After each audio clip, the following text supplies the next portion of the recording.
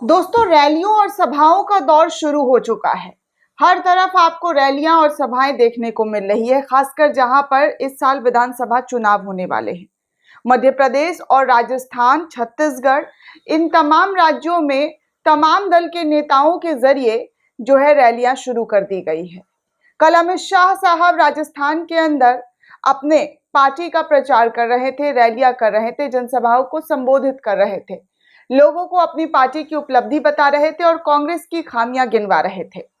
कांग्रेस को लेकर कह रहे थे कि कांग्रेस के जो सीएम है, जो इस वक्त राजस्थान में अशोक गहलोत सीएम के पद पर हैं, उन्हें इस्तीफा दे देना चाहिए। क्यों? क्योंकि एक लाल डायरी का जिक्र उनके विधायक की तरफ से किया गया था। तब से ही बीजेपी ये मांग कर रही थी कि, और कर रही है दोस्तों, कि अशोक गहलोत को जिम्मेदारी से अपने पद से इस्तीफा दे देना चाहिए, क्योंकि लाल डायरी में बहुत सारे राज हैं।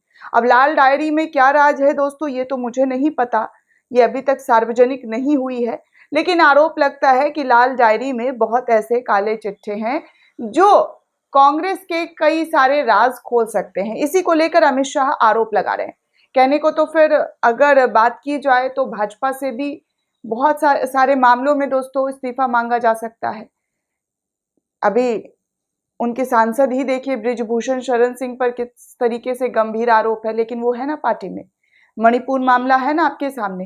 तो ऐसे कई सारे मामलात हैं जो बीजेपी से भी इस्तीफा मांगा गया है कांग्रेस की तरफ से, लेकिन अमित शाह साहब जो है रैली में इस्तीफा मांग की कोशिश कर रहे थे और बार बार कह रहे थे कि कैसे कांग्रेस ने राजस्थान को खत्म कर दिया है, वहां पर विकास नहीं हुआ है। इस तरीके की तमाम बातें जो है वो की जा रही थी।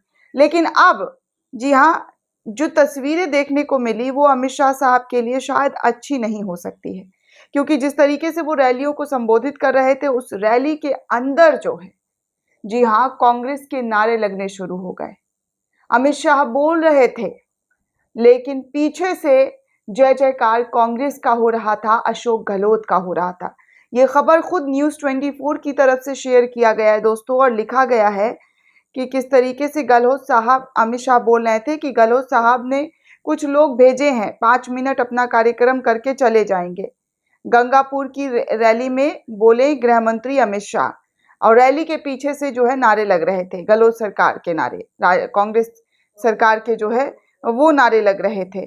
तो इस तरीके से जो है ये देखने को मिला अमित शाह की रैली में। अब आप सोचिए कि अमित शाह के सामने कोई और जो है नारे लगा रहा हो किसी और पार्टी का, तो सोचिए उनका गुस्से से क्या हाल हुआ होगा, किस तरीके से वो गुस्से से लाल हो गए होंगे। क्योंकि अगर किसी के रैली में जाकर किसी और के नाम की जो गूंज हो, किसी और के नाम के नारे लगने शुरू हो जाए, तो ऐसे में गुस्सा तो आना लाजिम है दोस्तों।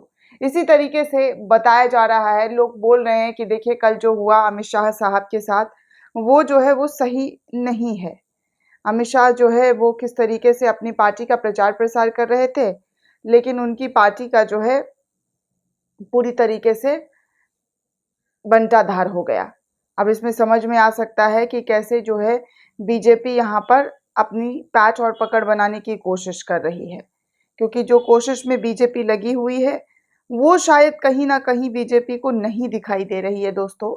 क्योंकि अगर आप देखेंगे तो ये बहुत बड़ी बात होती है कि किसी की रैली में किसी और के नाम का नारा लगना, और जो कि हुआ।